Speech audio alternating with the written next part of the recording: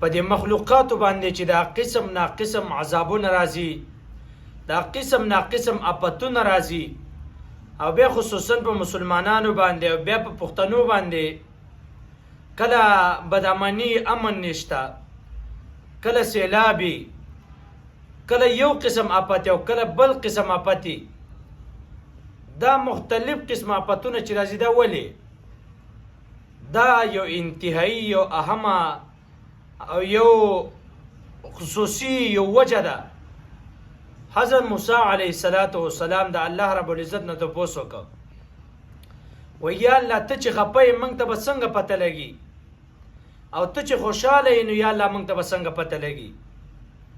الله رب العزت ته فرمایي ای موسی علیه السلام زما د خفګان هم دو علامات دي او زما د خوشحالۍ هم دو علامات دي.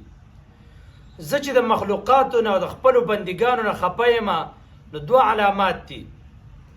یو علامات دا دی چې الله رب العزت په تاسو باندې داسې مشران راولي او داسې مشران په تاسو مختشي چې هغه مشران به ډېر ظلم کوي، ډېر ناانصافي به کوي، د ظلم او بربریت دا زندگی به تیری په خلکو باندې هم په خپل به هم تیری.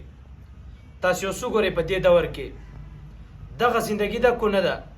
باچا په خپل په سختو حالاتو کې، امینه په خپل په سختو حالاتو کې، ام پی ای امینه د صوبې مشران دا ټول په خپل باندې په سختو کې، عوام دا غینه په سختو دا یو بل نه خپه دي، ټول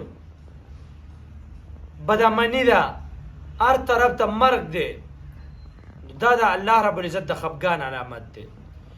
دویمه ته وفرمایل چې کله په تاسو باندې بارانونه شروع شي، د باران وخت نه او په تاسو باندې بارانونه شروع شو، هغه بارانونه نقصانونه وکړه، ستاسو فصلونه میوې باغات خراب کړه، نو ته پوه شئ الله رب العزت ستاسو نه خفه دی. و ستاسو په دې دور کې وګورئ هر ځای کې داسې نقصانات چې هم مالی نقصان او هم جانی نقصانی. د بنیر حالاتو تاسو وګورئ، د باجوړ حالاتو تاسو وګورئ، دغه رنګې د کشمیر حالاتو ته وګورئ، د منګوره یو چې حساب کې نه دا څومره آفتونه په انسان باندې راځي. دا ولې؟ الله رب العزت زموږ او ستاسې نه خفه دی. دې وجې نه پکار ده چې دا خلک ټوټل په ټوټله باندې الله رب العزت ته توجه وکړي.